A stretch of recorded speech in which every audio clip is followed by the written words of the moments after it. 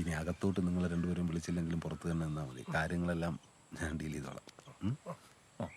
ശരി. ഷേവ് ചെയ്യായിരുന്നു അല്ലേ? ഞാൻ ഇവിടെ പറഞ്ഞായിരുന്നു.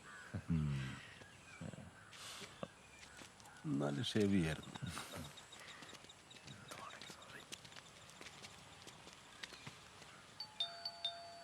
ഒന്നടിച്ചാൽ മതിയായിരുന്നു. ഇവിടെ നിന്ന്